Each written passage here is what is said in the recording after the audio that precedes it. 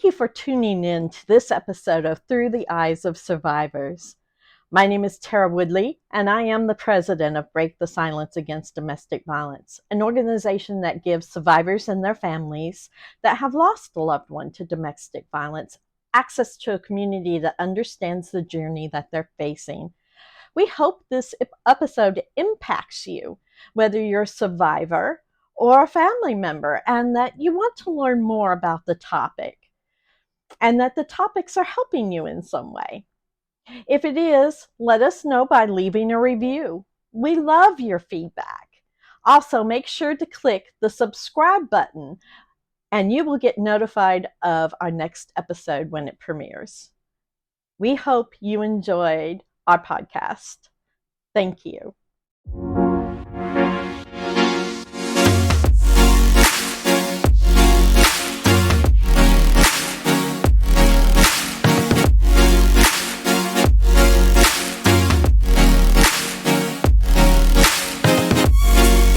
Welcome to our December episode of Through the Eyes of Survivors. I'm Tara Woodley, board president of Break the Silence Against Domestic Violence. And today I'm joined by Tammy Willett, our legacy family director. Odalis, say your last name for me, Odalis. Robles. Thank you. She's our resource coordinator at Break the Silence, and Midori Davison, who is our board treasurer. And this month's topic is going to be about holiday triggers for survivors. And we're going to focus on three key areas. We're going to focus on like triggering memories, unhealthy family gatherings, and how we can deal with the overwhelming loneliness and despair. So, if you don't mind, I think Midori, if you wanted to start talking about some of this with survivors and how the holidays can trigger a lot of memories. So I can only speak from my personal experience. Around this time, 17 years ago, I fled from my ex-fiance, who was my abuser. I threw everything that I could fit into my Dodge Stratus, and I drove 12 and a half hours straight up 77 North to Michigan, to my grandmother's house. She was 95 at the time. She opened the door, welcomed me with loving arms, didn't ask too many questions until Christmas Eve, when my ex-fiance showed up and he was stalking me around this time. So yeah, that's when, as they say, as the kids say, shit got real. Right. Yeah.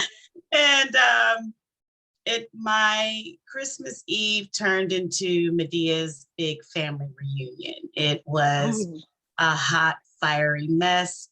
Both of my uncles, one wanted to shoot my ex-fiance. My other uncle let him know that he was the law of the county and that he was going to let my uncle shoot him. And then they were going to bury him without dirt because he was a dirt bag and a piece of shit. So and then my grandmother hollered from her room, "Where's my bat?" So if my grandmother at 95 years old and suffering with macular degeneration wanted to get up and swing her baseball bat, that summoned up the last bit of strength for me to fight myself. So I fought him. Before I could grab my keys, he kicked my arm. He stole my keys. He stole my car because I memorized my license plate. I was able to have the police stop him before he crossed the Indiana state line. And that all around this time of year, this always comes back. And while some of it is hilarious now, Right. hurts is that I lost 17 years of time that I feel like I'm still trying to make up for, because I lost a career. I lost the potential to buy a home. I lost my social life. I lost so much. And, around and this time of year now, it especially hurts because Yeah. one of my uncles, who was the instigator of that whole fiasco, he passed away, and he was one of my defenders. And so this really hurts as I process it, because He made you feel safe. well, not only did he make me feel safe, but I was validated. Sometimes when you're going through trying to get out, the last thing you want to answer is a bunch of damn questions. And him being a criminal defense attorney for Cook County, which is in Chicago, Illinois, for the past 40 years, he knew not to ask me a bunch of questions. He was like, yo, let's get this son bitch out. Yeah. He was fully drunk with his cranberry juice and Absolute. He had a portable bar. But the minute my ex-fiance showed up at the door, he was like, oh, sit back, niece, he's mine.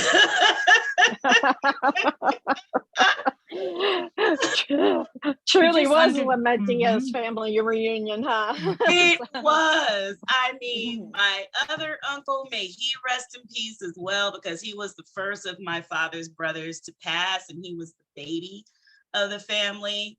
He was on them like Old Yeller. Like everywhere he went, my uncle was there. Everywhere I went, my uncle was there. And he was like, he's garbage. He's garbage. Don't worry, we're going to kick his ass before the night is over with. And my aunt, who was trying to get through her inebriation, she noticed my uncles all over the house, like two chihuahuas. And she was like, what the hell is going on here?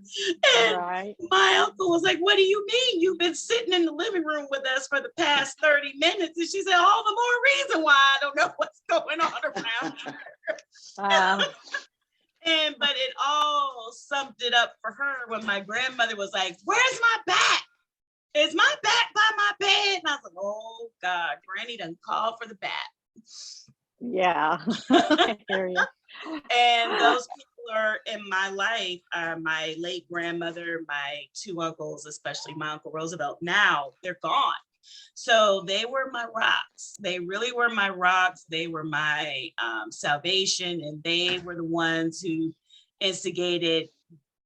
basically instigated the whole situation, to sum up my last bit of strength to fight.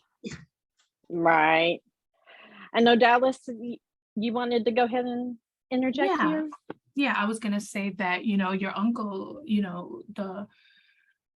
the bond that you had with him, and him being an attorney or a prosecutor, working for Cook County, it was that boundary of, I know how to handle victims or survivors, who went through this abuse. So I know exactly what to do, even though she's my niece and I'm going to kill him because she's my niece.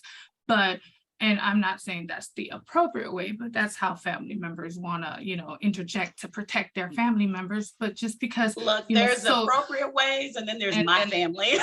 Right. There's Medea family reunion. But the fact that, it just comes back to that. That's so triggering to, be a survivor, and then you're expected to be around family, and there's family like your uncle who knows the boundaries. I have an uncle like that, right? He's not in the attorney world, law worlds, but they know how to respect the boundaries of what not to say. But you have family members who just want to know because they want to know for their curiosity, but they don't care about what that does to you internally, what it's making you relive, the feelings it's giving you, how it's hurting you in your heart, and it's so triggering. And then you're told you're selfish, or you're not participating with your family, and you're depressed, or you're not healing. Standoffish was my word. Now the problem again, just because you're afraid of those people who are being selfish because they want to know your story, but not because they care, but because they're being, shall I say it, nosy. Oh, yeah, absolutely. So, Tammy, what kind of things trigger you through the holidays? You want to talk about your experience? Sports, football games. I am what I proclaim to be, is the equal opportunity hater. I hate all sports because, especially during the holidays leading into Super Bowl, any sport that my abuser was watching entailed a whole lot of drinking. Yep. Which at the end of that, if he did not lay down and go to sleep, he would literally, it escalated very quickly. And the next day he was like, I didn't do that. What's the matter with you? You know? So the sports part, being around his family when he was drinking, because their family were just, it escalated quickly. Right. So around the holidays, I feel that, and I get, I've been in a healthy, my husband now, Steve and I, we have a great relationship. He's not like that. So after, it's been over 20 years, so I'm learning, I trust him. And we have created our own traditions now. And they aren't, and he bought me, especially during March Madness, he purchased me, this is how much this man loves me, my own television, a big TV in my bedroom, because I don't want to watch basketball. It never ended well for me back in the day. So he loved me enough to get me a TV so I don't have to sit through that. I don't like sports anymore. Now, I did go to a baseball game with him for Father's Day one time and won $1,000 in a drawing. So I don't hate all sports. I just choose not to watch them. So just the sports that follow on Thanksgiving Day are really, really triggering. I also lost my daughter to domestic violence. So Thanksgiving, the build up to that, and they were watching football at a bar and there was drinking, lots of drinking, overserved. There were a whole lot of aspects. So I have all of that coming in on Thanksgiving. All of those mixed from both situations, my own abuse and surviving my daughter's abuse. So it kind of all kind of intertwines. And I'm not a fan. What I've found is that the anticipation of these events, of the holidays, is usually worse than when it actually gets here. They're never as bad because I don't live in that situation anymore. I'm not there anymore. So the build up to it, the leading to it is like, oh my gosh, it's coming. Just the build up alone is enough. It's maddening. But once it arrives, it's like, I'm safe. I'm okay. And that's just kind of what I've found, that it's never, because we don't live there anymore. We're not in those situations. Just leading up to it, we feel all that anxiety, the physical symptoms, the avoidance, still holiday music will trigger me into a tailspin. Yeah. I agree.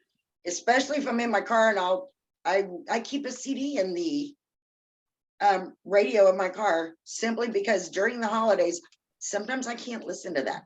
It's not that I'm anti-Christmas. I love Christmas music, but it triggers me terribly. So I keep a CD with some other music in there, or a podcast or something positive in my CD, because literally once they start playing Christmas music on one station, it's every one of them. You can't get away from it. So I just keep myself a backup plan. Right. I know, Dallas, you said the music was triggering for you as well. It is triggering. And I wanted to state not only the Christmas music, but holidays in general. I wanted to just tap onto what Tammy said. For what holidays looks like after abuse. I understand the hating football or sports in general, and just, losing family members. And during the, period of holidays, my mom, and I lost her, a year ago. Her favorite holiday is Thanksgiving, right? Right. My mom is a victim of domestic violence. Her abuser was my father. And Thanksgiving was just magical. And it will never be magical again after losing her. And Right. the first Thanksgiving I had without her, I don't know how we all mustered up the strength to be together, me and my two siblings, to make it happen. But we didn't really do it for us. We did it for the children in our household, to honor our mother. But I can honestly say that I purposely work at the hospital every Christmas so that I am not having to really celebrate Christmas, because I don't want to answer those questions. I don't want to be involved, not because I'm hiding, but because of the anxiety, because of, I can still heal from things, I can still grow, but I should be able to be respected within the boundary of, this is not who I am anymore after what has happened to me, and that be okay. Because when you think about it, it is statistically proven for, the victims of domestic violence who are not survivors yet, during the holidays, you lose your jobs, or the abusers are no longer at work. So now you have these victims, male or women or female, that are stuck in a house with their abusers. And like Tammy said, drinking, smoking, recreational drugs, watching sports. And so what the survivors do, and we do it unintentional. Hey, my love, you've had too much to drink. But now we're taking the control away from our controller. So we might get a backslap here. You might get a curse word here, a demeaning sentence here. And so what happens is we're putting ourselves in danger. So we need to come up with a safety plan.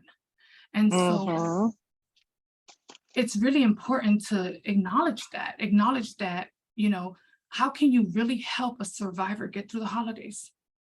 Giving them space, not asking them too many questions, knowing that a healing survivor is going to come up to you and speak to you on what they feel comfortable about. And if they show up, just be there for them and appreciate that they showed up. Questions like, why didn't you leave sooner, are not appropriate. Right. And that is what I wanted to emphasize about that. Oh, yes, absolutely. And, with my own story, my abuse started on Thanksgiving Day. And you never forget that, especially when it's a holiday, and everything flipped on a dime. It's the exact scenario, Dallas, of like what you were talking about. I mean, we had words before and altercations. We had been married a year and a half, but we were in our first real apartment on our own and with a new baby. And the words that we usually had during an argument, because he had too much to drink after the holiday and we go home and I'm trying to de-escalate it and say something similar to like you said, and had no real clue what kind of danger I had put my life in that moment, until I went to go get the crying baby and a knife flew past my face and stuck right into the wall. And I thought, dear God, that it's a rude awakening that first time. And, it escalated into a physical altercation. I was 6 weeks pregnant and I lost that child.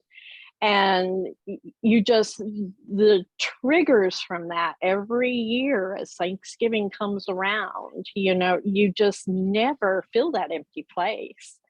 And people who are still locked in that, you're right, they take their lives every holiday. Because my abuser was that's when things kicked off, was almost every holiday. It was you couldn't get through a holiday in peace and happiness and enjoyment. There was no possibility of that. And yeah, so learning how to cope with those things, and then learning how to cope with what triggers me afterwards, since I've been out of that relationship, it takes years of work, and dedication to it. And even then, it can still sneak up on you. Even like mine has been 20 years since I divorced him, and it can still sneak up on you. You didn't even know it was a trigger at the time. Yeah. Right. Exactly. Yeah. I mean, I was 16 years old. And my mom had found out that my first real friend, who was a boy, because it was puppy love, right? Teenager love, was putting his hands on me. He was hitting me. He was physically assaulting me. And she was like, he's no longer allowed to come to my house. That's it. I'll kill him. And Right. so my mom protected me that way. And so my grandmother is laying on my bed, and my mom's laying on the bed, and it is Thanksgiving, and he shows up. And I go into an immediate panic attack. At that moment, I didn't know it was a panic attack, heavy breathing, palpitations, and I'm like, oh my God, what am I gonna do? And so I go up to my mom, I explain to her that he's here, so he just wants to talk to her. And she says, get him out of the house. And I go and I talk to him. I was like, you have to leave. He was like, you're scared of your mom?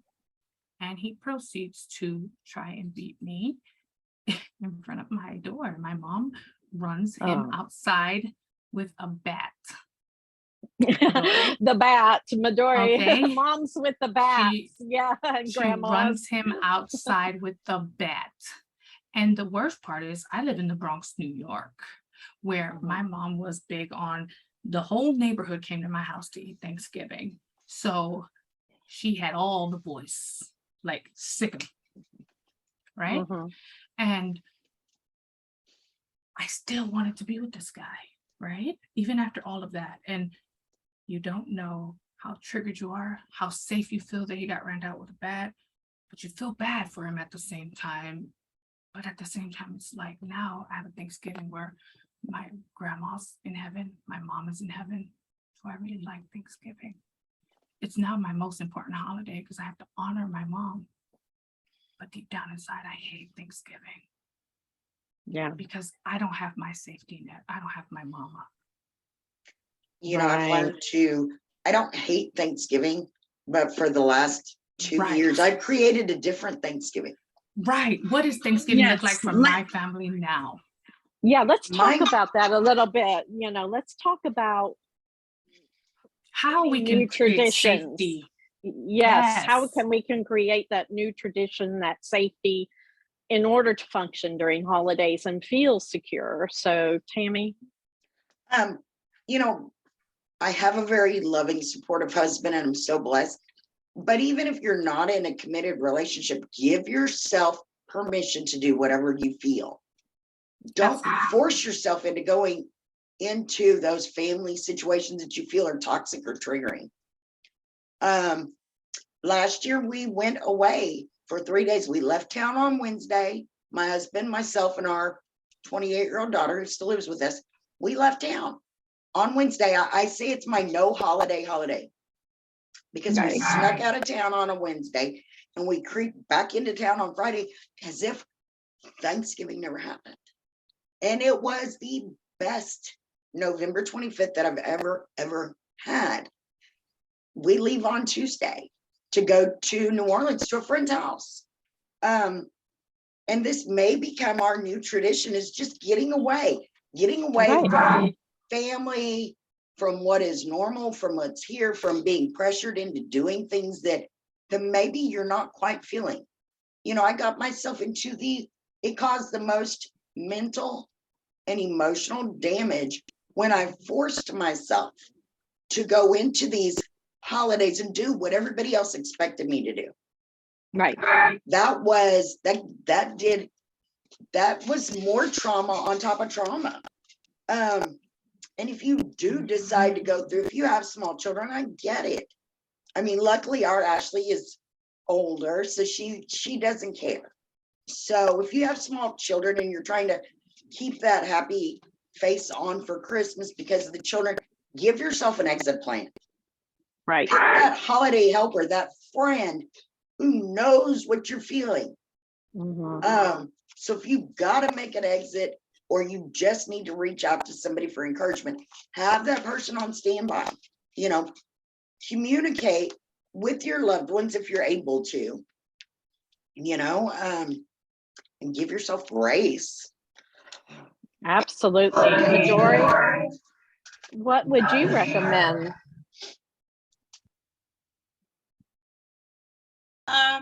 As far as dealing with the holidays and family scenarios, what works for me is not sitting still. So for Thanksgiving, seriously, for Thanksgiving, I house hop. I put Tupperware in my trunk and I go and I literally collect food. I do. I collect food like I'm grocery shopping. And when I'm ready to leave, I give myself an excuse to leave. Oh, I'm going to so-and-so's house now. Thank you for the plate. And then I go collect another plate. Because around this time of year, I'm not very sociable. I don't want to socialize. Right. Not only because of what I've been through with my abuse, but when I was, 9 years old, my mother lost her job on Christmas. So we were homeless. So this time of year, period, was always very stressful and taxing and exasperating for me since I was a child. Right.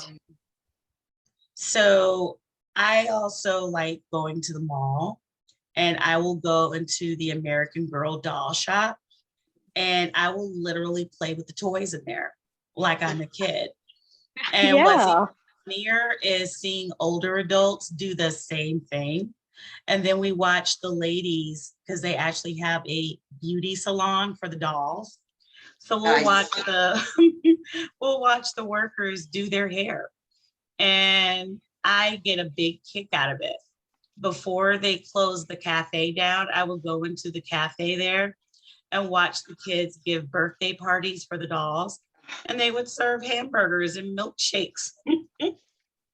And I got a big kick out of watching it. So I tend to use this time of year to relive the memories of my childhood that were small and few and in between. That's right, Kenny Rogers. Lord help us all. So in any event, what I would say is do what you feel and hear that you need to do. Don't worry about subscribing to someone else's plan. Have your own. Thank you. Yes.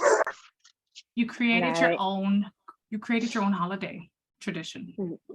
Right. I want to spend Thanksgiving with you. I want to go house hopping with you. I'll bring my Tupperware. That sounds like a great idea. Oh, yeah, because I don't like to stay long. I don't want, because then people ask questions. Oh, how's your dad? And what are your what's going on? Like, what's going on with your mom? No, I don't feel like talking about either one of them. I'll take my plate now. And thanks for the oatmeal cookie drink of whiskey and chocolate schnapps and some Pralines and cream, Baileys and cream. I'm out of here. Bye. I've titled it my no holiday. Oh, I hear you. Yep. It's my no holiday, and I'm loving it. Last year was so peaceful that I'm doing it again. Let me tell you. Yes. See, part of what I had to find out doing was like, the holidays have always been very special, and I worked around figuring out those triggers as a survivor. But of course, like Tammy, I lost a child to domestic violence. So the holidays trigger me on that level. And the family dysfunction sometimes, you have some family dysfunction going on during the holidays. Almost every family does, and or someone who is dysfunctional that causes issues. And one of the things that I decided to do in those moments was let go of that. So the family members, the ends of my family who could not understand that this triggered me, or that it was okay for me to say Ashley's name and talk about her during the holidays because it gave me comfort, or those who didn't understand why a certain song was not, I can't do that at Christmas or anything like that, or at Thanksgiving.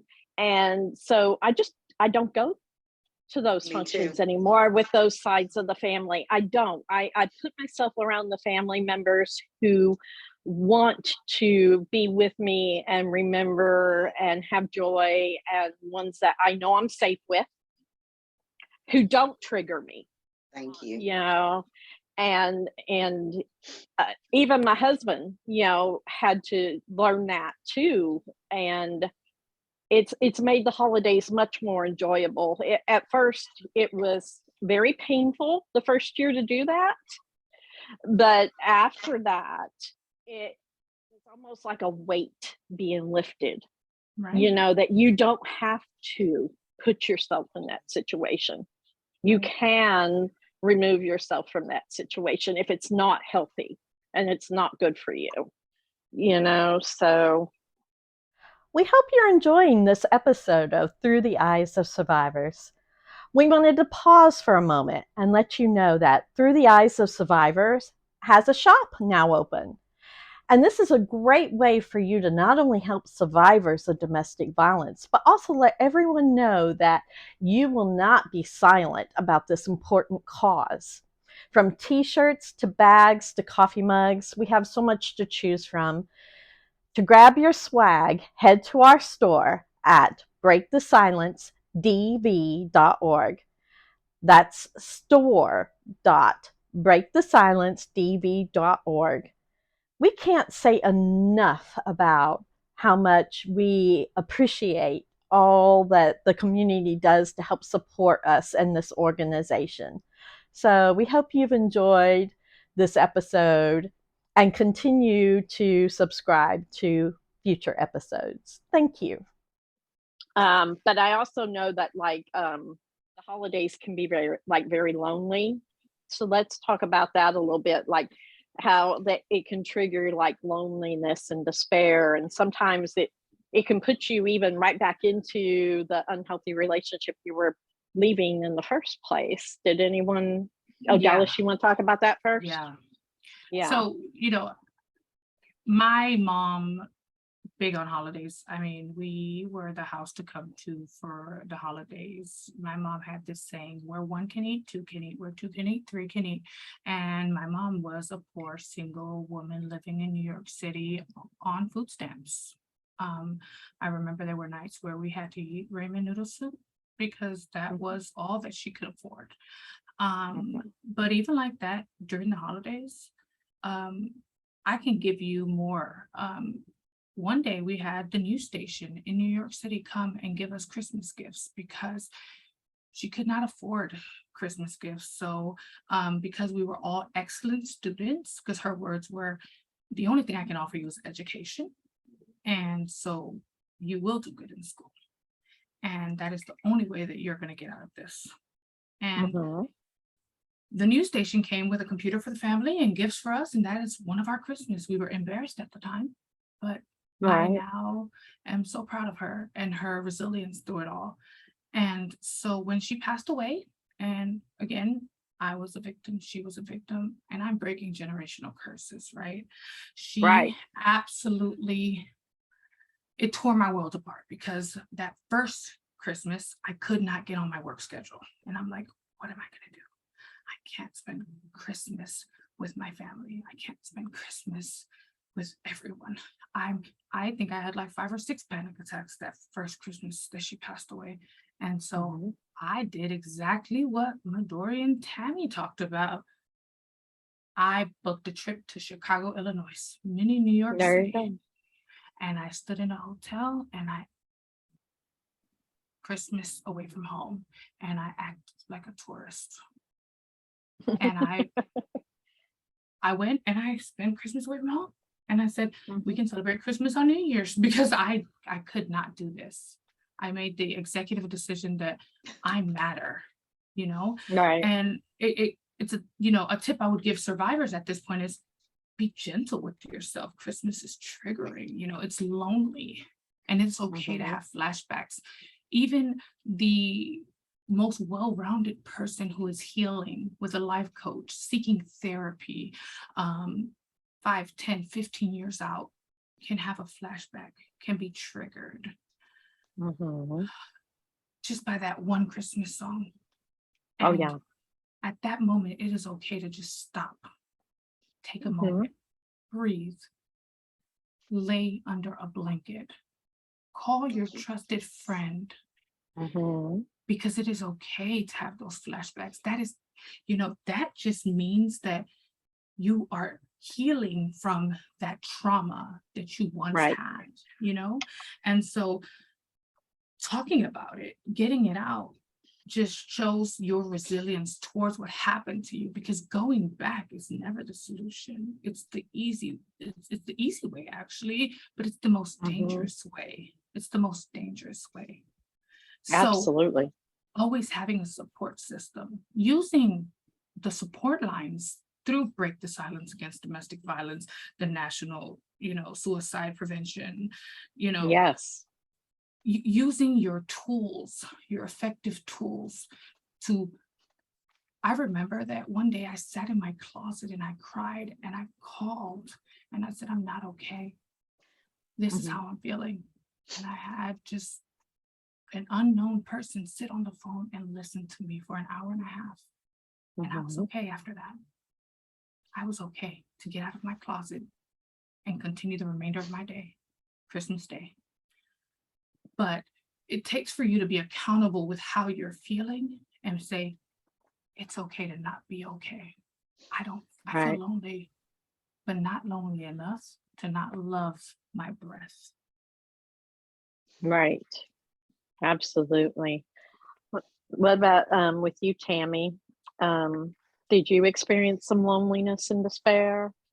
Yeah, I literally did everything I could. And up until just a few years ago, November 25th will be 11 years or 12 years, I'm sorry, without my daughter. And it's over 20 years out of my abusive situation.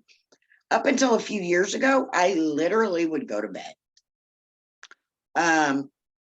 I shut down emotionally. Those feelings of depression and anxiety and despair manifested themselves in my body and physical illnesses. And it wasn't until just a few years ago that I looked at my Facebook memories, and during this time of year, I would see, I posted, oh, pray for me, I'm on the couch, I've got a stomach bug, or I've got a migraine, or this, that, or the other, I've got the flu. I didn't need to go to the doctor. I needed to give myself that grace to just breathe. I needed to reach out to somebody. Yes. This year I felt it a little bit and I went, I know what that is. I'm not sick. I don't need to go spend money to see the doctor because I don't have a cold. I don't need to take any medicine. This really isn't a migraine. I just don't feel good because this is a not feel good time for me. And that's okay. That's completely okay. I would not have went through the self-destructive, my entire life unraveling if I'd have trusted certain people, including my husband and my best friend, if I'd have just came out and talked to them and told them how I was really feeling. Instead, I was afraid of letting everybody down. I didn't want to let anybody in and know what was really going on in my head, my heart, because everybody expected me and needed me to be okay. Well, I'm here to tell you that's crap. Yes. That is crap. Guess what? if you're Say it not louder okay, for the people in the back. if you're not okay, it's okay to just go easy on yourself. Keep it simple. It's okay to say, I'm not okay. This is too much. I didn't give myself that grace. And I couldn't, my entire life unraveled in ways that most people are going, wow, how did that happen? Well, yeah, it did. It doesn't matter how.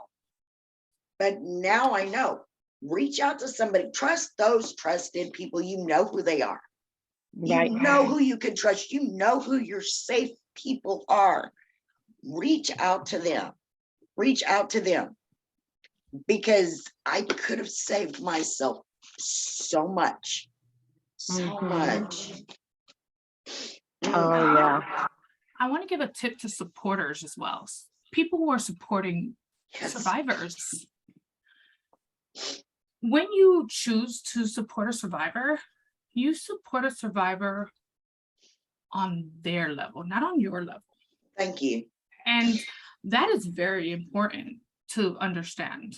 And what that means, especially during the holidays, is you have to do that by listening, not judging, giving them their space to grieve. And that process is whatever that is for the survivor, because you're a blessing for just being a supporter to that survivor, but you don't get to choose their time frame or how they do it. Just be there for them. And if that means sitting next to them in silence, then that is what that is. Be empathetic, an empathetic ear, an empathetic person for them. Take them, I have an empathetic big sister. I call her my big sister, but she's my friend, who she saw me going down the wrong road when I was strangled in 2019. And she said, oh no, we're going to turn on the light and we're going to shower today. And I don't care if we do anything else. We can go back into bed and play Nintendo 64. But we're going to shower and we're going to turn on these lights. And then you can talk to me about whatever you want. Oh, that's good. But it is so important for these survivors to respect your wishes as the supporters, to respect the wishes of a survivor and just be there how you need them to be there. Because then it builds that trust where if you ever need them again, they'll reach out because they know that they truly have someone. Because remember, these survivors never felt safe. They never felt that that was the abuse and control factor of it. They never felt like they could trust anyone. Yep. You want to build that trust. You want to be able to get that phone call. So it has to be on their time, not yours. So tips for survivors, just be happy to sit with them, listen. You don't have to speak. Tara, I want to add to that. Give them something to eat. Odalis said, grieving. We grieve for the relationships and what we wish those relationships would have been. So it is a grieving process when you're a survivor. And when we got that companion that is so important to us, that advice to companions, we don't need correction. We need companionship. Just sit with us during our grief. Just be present. That's enough. You don't need to correct us and fix us. We're not broken. We need that companionship, not correction. And please don't ask a bunch of questions. Thank you. Just be present. Yeah. At one point, please don't ask a bunch of questions. It's something that the guy now learning it. Yes. Because he doesn't understand why I'm not making a big deal out of Thanksgiving. And I gave him a brief synopsis, and I said, in the process, while I'm explaining this to you, because I'm very much like my father, I hate repeating myself. So I need you to listen. And when I'm done, don't ask me a bunch of questions. Please don't, because I don't expect you to understand. And I'm not really a patient teacher. So I'm not going to teach you either. I just need you to get it. I need you to get it. And then after that, you process Thanksgiving the way it works for you. Best believe I'm going to do me. And my Thanksgiving is going to be me frying some chicken, listening to Ray Charles, and I'm going to make my Spanish rice. I'm going to have some wine, and there you have it. It's my day. I don't have to be bothered by people asking a bunch of questions. Right. Absolutely. Well, Absolutely. I get you, because like I know even when I was in my abuse, any questions, I'm that person, it made me shut down. And where my family didn't know the extent of what was happening in the background for years, because I just didn't, no, don't talk about it, don't want to, because I don't want to deal with the questions. Exactly.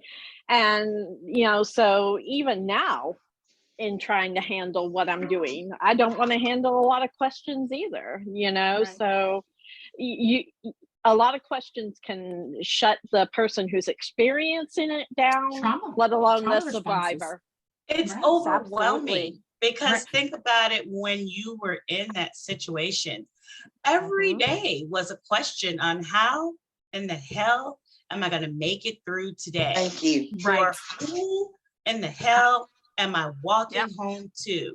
And How do I what not make him am I upset? going to do to get him through the night? And what is he going to trip off of today so that I could be ready? I used to literally, when I would get home to my doorstep, I would take off my shoes, I would roll up my sleeves, and I would take out whatever sharp in my purse, because I didn't know who I was going to be facing when I turned the key in the door. So you dealt with those questions to, how am I going to get out of this relationship? How do I get out of here? And then I escape. And now you have more questions about, what were you doing with him in the first place? Right. Where were you when I needed you? Thank you. Right. Thank you. Yes. And when you walked in the door, you played 20 questions with him. Yes. Right. You know? Absolutely. God, You had to where play were 20 you? questions. Where How- are why my would it car take you? keys? Yeah. Why Yeah. did that take you so long at the store? Where Why were does your you? breath smell Why like is all dinner the not gin done? that we had? Right. I mean, Ugh. come on. Yes. Like, Yeah. please don't ask me a bunch of Right. questions. I have been dealing with questions for the past 17 years. Thank you. Don't ask me. We live in a world where we have the world at our hands with just an iPhone or an Android. Yes. So, you know, education is so powerful. And just to find out what, you know, we go through as survivors is just so easy to find out, you know. And so, you know, I can be honest, my best friend was one of those people who, until I was strangled and almost kidnapped, and it was caught on video, you know, I could have lost my life, you know.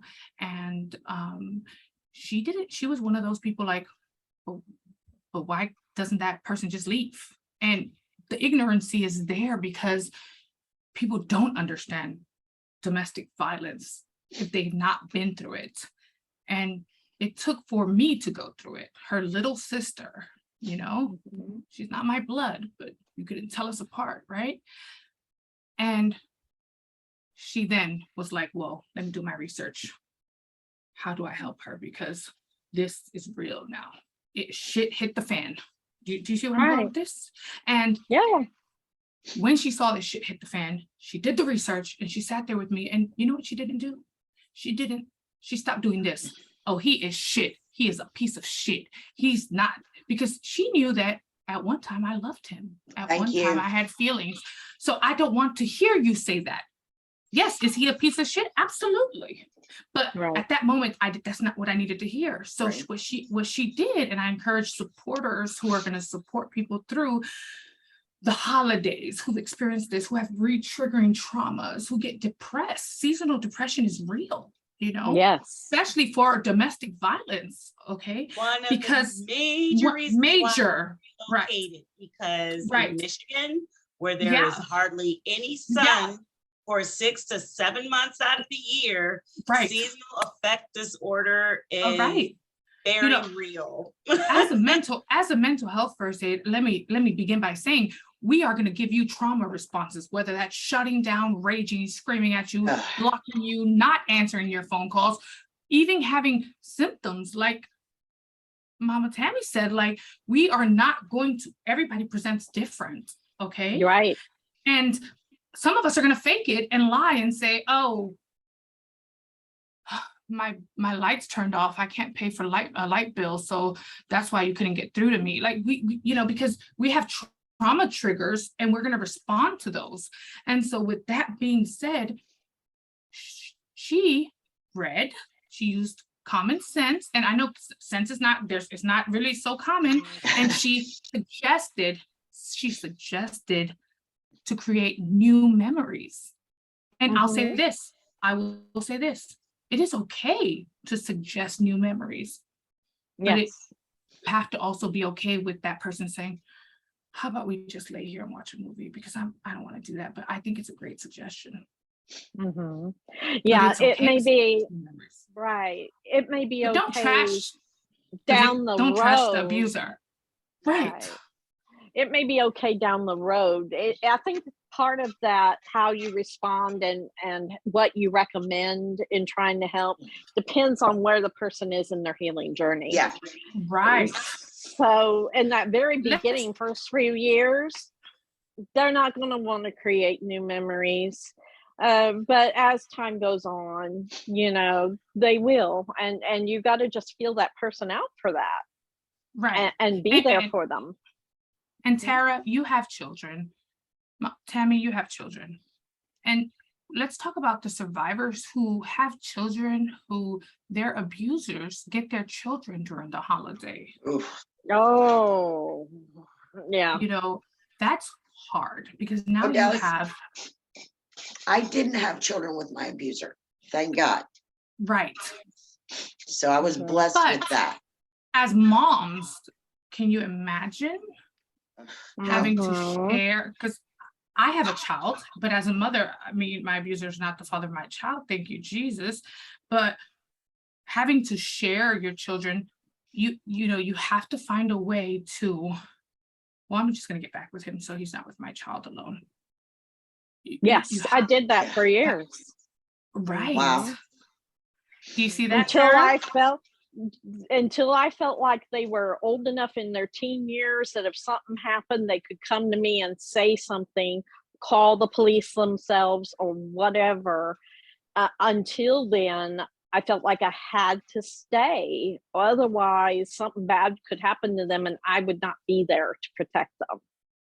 Right. So you stay in the middle of that. And there was a lot of, I mean, my surviving daughter, Rachel, will tell you, she remembers a lot of times where her father went after her, but he never touched her because mom stood in the way and mom took it, right. You know? And so there's a lot of people who have to deal with that. And then in the divorce, you hand over those kids and you think, oh, please, dear God, don't let, right. You're expecting that phone call every minute. He did something, or, you know, the kids are in the hospital, or even worst case scenario, mine called me and went, I'm never bringing them back. Right. And that was horrifying to go through, right. Thinking I would never see my children again. It almost makes you rage to the point of you want to become murderous. And you don't want to get to that point, you know? I mean, it's an impulsive rage. And so I remember a time where me and my sister, she's like 12, I'm like 9, and my mom decided to date again. And he's on my mom strangling her. She's fighting back.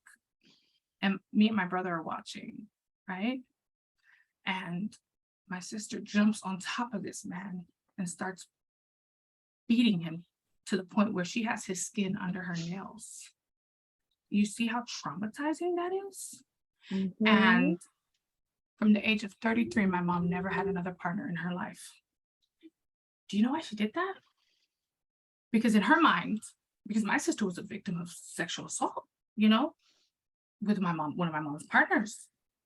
At the age of 33, my mom said, I don't want to be with another person. I want to be with my kids because I can't, I'm done. My Mhm. children have been affected. I've let my children down, is what she said. It's what she said, you know. Mhm.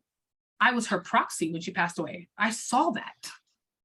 Mhm. I failed my children because they were abused in my care. So a lot of women stop living their life after abuse because they feel they can't protect them against, I mean, a Right. lot of men as well, you know. There's a lot of men who Yes. stop dating because they don't want their children to be Mhm. abused by that woman. Right. Oh, yeah, it happens with women in families too. My grandmother, her mother was the abuser, and my grandmother's grandmother raised her, and her grandparents would not allow her to go back over to that woman because every time she did, she had a broken arm or something else. I mean, and she abused the men she was with. So it can be Absolutely. the other way around. So Around. triggering for men in the families as well, Right. who experience that, and their children are locked into the middle of that, you know. Right. So absolutely. And I don't know, it's just it's got to be hard, you know. So you miss so much, and then Midori, I mean, you, if you don't mind talking about it, I mean, your mom, we're talking about children that we are struggling with and everything, but at least our children, you know, at least when we were going through that with ours, you know, we know where they are. Your mom is still missing through the holidays. And that's just got to be just so heart-wrenching to deal with. Devastating. Well, not only her, but I lost not even, I want to say it was 2 years after she disappeared. Her cousin, they were very close. My cousin Geraldine was murdered in her apartment in Brooklyn. And that was around Christmas also. It was very close to New Year's because my father saw it on the news and he had to be the one to wake me up to tell me to come look at the television because we had just had a discussion about her and trying to find out where in Brooklyn was she so that we could go and visit her because he loved her too. That was his buddy. And to see that on the news, and as a parent having to wake up your child to say, remember Geraldine, remember what we were talking about? Well, here's your answer. That was tough for both him and myself. And because my father was a single parent having to work 2 jobs, we didn't really have the time nor space to discuss a lot of these things. So much of my childhood was move. You just got to keep moving. But when you're still and you have to sit still and think about it, that's when the pain gets real for you. And it has been real for me for 36 years on the case of my mother because it was never solved. She's still a Jane Doe. And there's recently a case where a girl from Charlotte was found dead in Mexico, traveling to I Mexico. just was thinking about that. And I watched that interview with the family and just the look on the parents' faces. It was so daunting that Devastating. I missed certain excerpts of the interview because I was crying because she was young, beautiful girl, Right. beautiful girl. And, it just took me back to, the questions again, what led up to this? Why? And Why? or what, and when I speak, the last conversation I had with my cousin, she says something to me that I find to be so often true, not just with families, but with friends as well. You get so wrapped up in your life and trying to problem solve the issues of your life. You don't think to reach out and touch someone. You don't think, let me stop by and see how they're doing. It wasn't until my cousin Geraldine was murdered, my other cousin Odell was like, well, where is Patsy Ann? Where's my cousin? We were all in the same place around the same time. Why weren't we picking up the phone? I don't remember us being in an argument. I don't remember us having a disagreement. What was going on at that time? And that's the thing about grief that is like a catch-22. It's okay to grieve, but it's not okay to stay, because when you stay, you miss your surroundings. You miss the people who are within your surroundings, and that can be very dangerous. Right. Right. So let's talk about actually getting like real help. Like, have any of you had some like real help through therapy? Yes. Oh yeah, I'm still going. That's how I recently learned about being diagnosed with complex post-traumatic stress disorder, because Absolutely. unlike PTSD, where it's one particular incident, mine have been ongoing, and I can name them all since I was 4 years old. Not just the sexual assault, not just my parents' divorce, but the abuse at the hands of other people, the homelessness, my mother's manic depression, okay, which also played a part in her disappearance. And, it's within my strong conviction that it was drug and sex trafficking involved. So when you look at complex post-traumatic stress disorder, it's common amongst women of color. It's very high percentages, actually. And that is because a lot of our healthcare and our needs and our urgencies go unnoticed. So what I will definitely say is, to thine own self be true. Start here. Yes. Know your voice. Accountability. Know your body, and know yourself. Something my mother taught me when I was very young, as crazy as it was, she used to make me smell myself. And just so I know what's going on with my body throughout the day. And she made me do this the moment I grew my first armpit hair.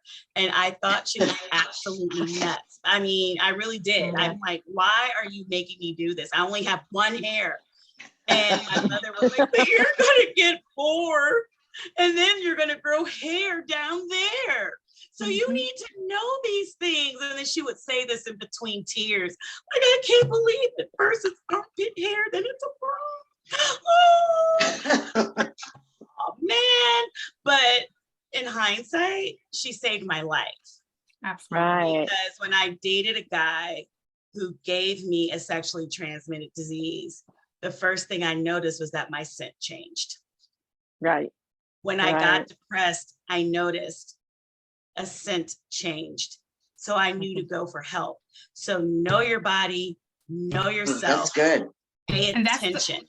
That's the first thing we asked you in nursing. That's the first thing we asked you in nursing. Did you notice a scent change? Yeah. And mine was strong. It was strong because, again, my mother and my grandmother were like, they taught me to be a hound dog. Smell your sheets, smell your clothes. My grandmother used to make me smell sheets every summer. And I thought she was a nutcase, but keeping in mind she was an ER nurse. And so my grandmother had us afraid of germs. She made us all germaphobes. Me, my cousins, my uncles, even my mother, nothing was clean until we smelled bleach. That's how much my grandmother made us afraid of germs. And if she could be like Michael Jackson and have a bubble, she would have lived in one. Oh yeah. Well, and I think that the mothers who do that, especially, you find out later as teenagers, you think it's crazy and your mother has lost their mind. Yeah. But you find out later something. That's right, because yes, they went through something too. Yes, they and did. So it's generational. And I also learned that at 14, my mother was pregnant. And because we're talking 1960 in California, of course, abortion was illegal. You're also Catholic, so that was also a no-no. So what did my grandmother do? My grandmother sent my mother back to Mississippi, segregated Yazoo County, Mississippi, but my great-grandmother and great aunts knew herbals. They knew herbal remedies. They knew what plants would assist in providing an abortion. So that's what happened. And so my mother, no wonder why, when I was told that explained why she had a nervous breakdown in Abraham and Strauss in Brooklyn when we were going bra shopping, and why the lady had to make her a cup of coffee because she really had a meltdown.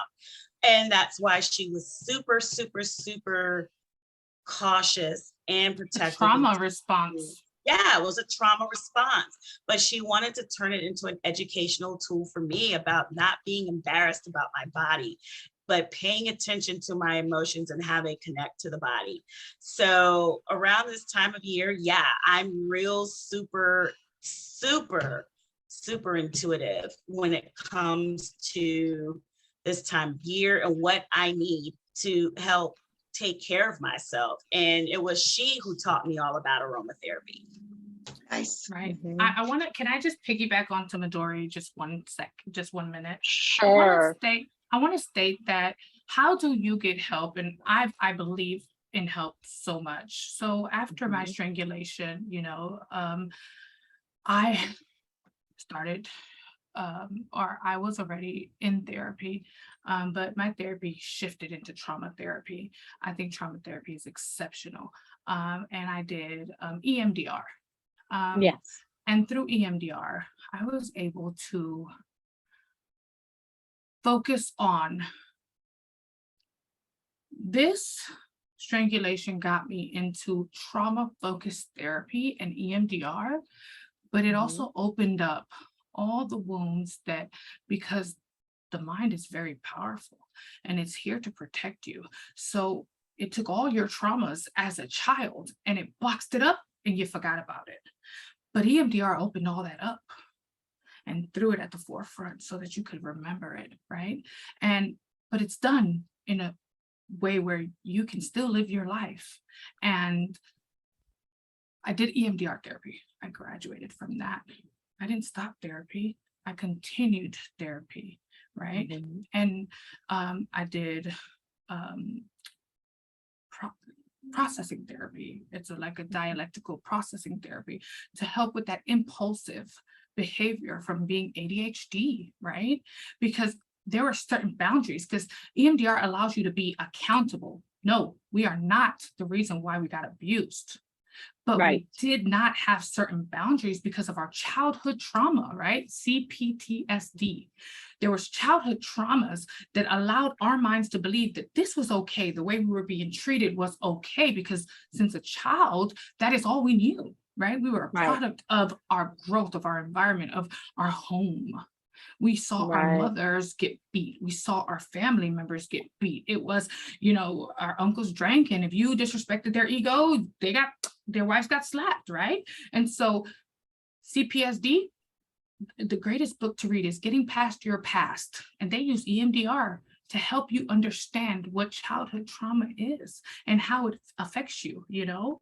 It's written by a psychologist, Francine Shapiro. It's an amazing book. It was recommended to me by my psychiatrist or my therapist as well. And Viola Davis just came out with a book that's amazing, and it's called Finding Me. Right. And those, you know, getting into your therapy, just saying, I'm not afraid to learn me and why I didn't have these boundaries to help protect me because I matter, right? And, you know, they say take 30 days to learn a habit. So how did I heal? I continued to work. I continued to go to nursing school, but I then started going and doing things that made me happy. Volunteering in domestic violence. I would pay it forward at Starbucks, buy a drink for somebody next to me. I would tell somebody, just a random person, how beautiful they were, smile more.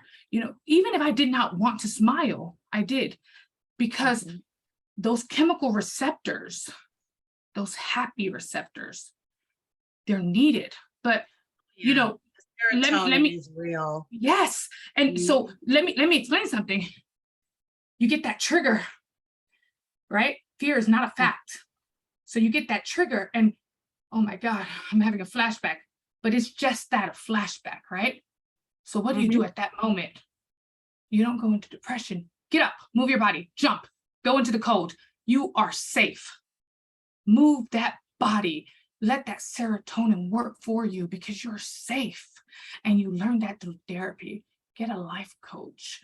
Give back. Yes. Go into the shelters and give back. When you give back and you do it from your heart, it is the most amazing feeling outside of work. Even if it's 2 hours a week or a month, or even if it's going on Facebook and saying a kind post to somebody that you know is going through something, even if it's through inbox, it is just so powerful. And I just wanted to say this. I have it's just something that I was given by my therapist. It was 7 ways to show support. And I have it written down. And it's listen to what they need. Forget the impulse to fix it, right? Because I'm a fixer. I want to fix it. I want to fix it all the time, right? It's a mama bear thing. But you have to forget the impulse to fix. Create a safe place. Respect their boundaries. Walk the talk. Remember when I said, if you're going to be there, just be there. Right. Educate yourself. Education is a big piece of helping a survivor. Yes. Be a safe person and be patient. Absolutely. Absolutely. I think for the end of our podcast, you kind of segue into what I wanted to bring out at the last. What can we do positively, right? To create new emotions and new strengths within ourselves as survivors. And you talked about that some, Dallas. Tammy, why don't you talk a little bit about that as well? I know this year, especially, you found some new tools. So, find a project. Yes. I have found something. I am working with our Holidays of Hope program. And this is the best November that I've ever had in my life, including the last 12 years. This exceeds the happiest memories that are in my memory bank. Being able to focus on doing for others, to bringing joy to a bunch of little kids and supplying them with Christmas presents. And most people would have been intimidated. And I know that there were some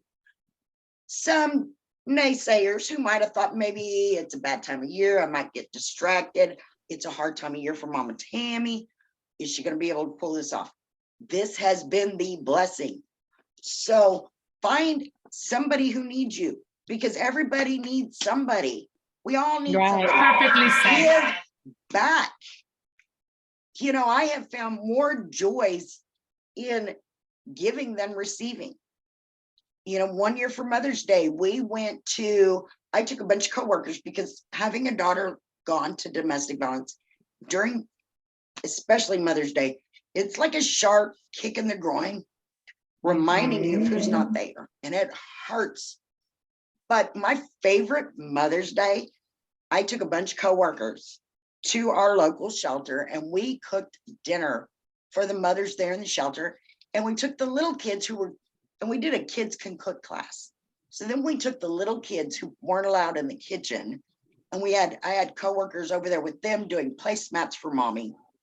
And then we all served the mothers. And I went to the bank like the following Monday or Tuesday. And I'll never forget that bank teller going, "Oh, what'd you get Miss Tammy for Mother's Day?" And I was like, "Nothing, but let me tell you about this."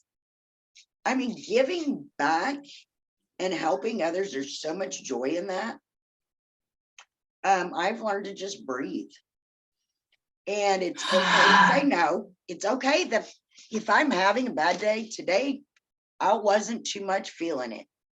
So I texted Tara what time's the podcast, because I think I'm laying back down. You know, when I got up an hour and a half later, I felt better. You have to give yourself permission to just feel. I don't crawl in that hole and stay there anymore. I think I found what works. I think giving back gives me joy, it gives me focus, it gives me purpose. Yeah. I don't spend the holidays with my family. I'm not going to be guilty to my biological on my side. My siblings, my parents are both gone to heaven. I don't, and I have not, and I'm not going to let anybody make me feel guilty about that or make me feel bad. I've created my own traditions. You know, my no Thanksgiving, and Thanksgiving's about gratitude. And for everything that I've been given, I'm grateful for. I'm grateful for my job. I'm grateful for my husband who loves me enough to just say, "You know what, let's just do that. If that's what you want to do, let's do that."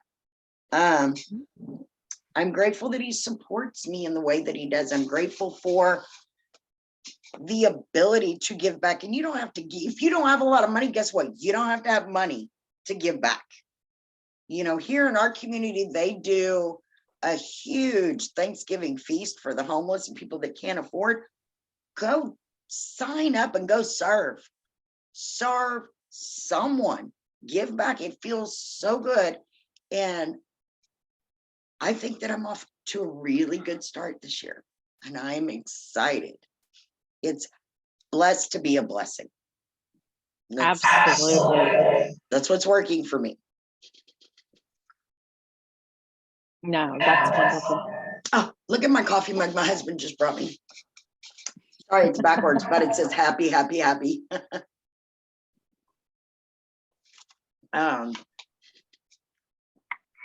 I'm not going to overcommit. Don't overcommit yourself. And if you do, it's okay to say no. One of my worst holidays was the year after losing my daughter. And my parents had wanted these grandchildren photos. Well, I'm the photographer. And I went through with that. I showed up. I brought my camera. And the whole time I was taking these pictures, I was like, does nobody understand that there's somebody missing here? Why am I doing this? Never again. You know, you have to listen to your heart. And if you're saying, I don't want to do this, then just don't. It's okay. Right. Just rest. Self-care is so important.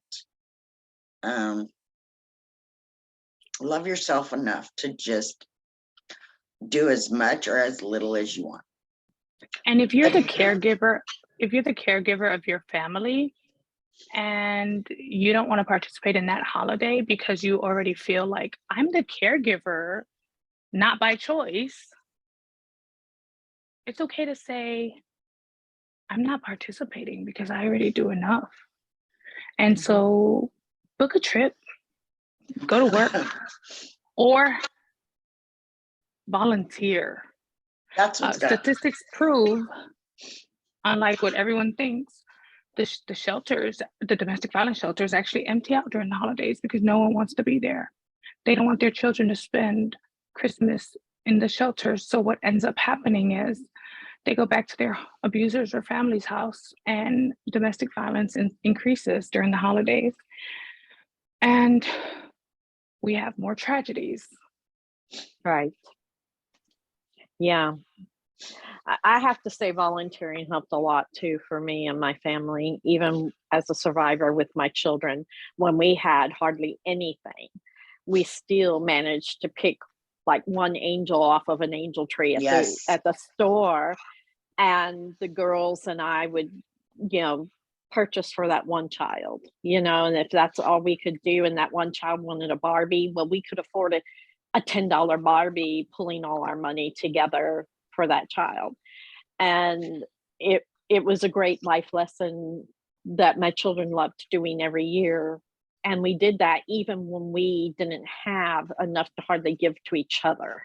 We ended up buying one gift for all of us, something that we all could enjoy that year, that first year after leaving my abuser.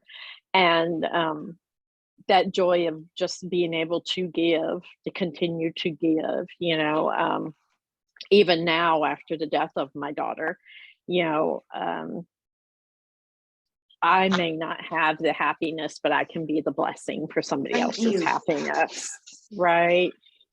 So that's what I'd encourage everybody. I know our Holidays of Hope program's going on, so Yes, please, it is. please, if you want to give, please, check us out on the website.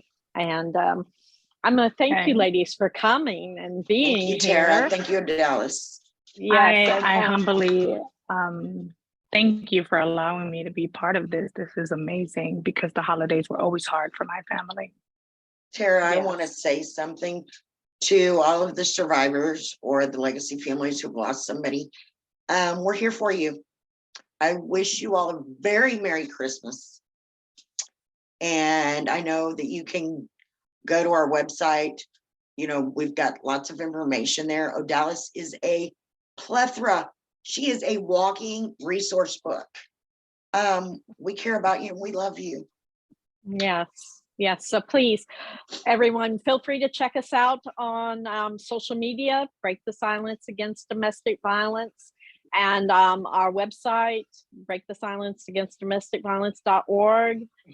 Check us out here on the YouTube next month for our next episodes. In January, we'll be dealing with several different topics, from human trafficking and even strangulation, since that's the awareness month for that. So please tune in, and hopefully we'll see you next time. Thank you. Bye.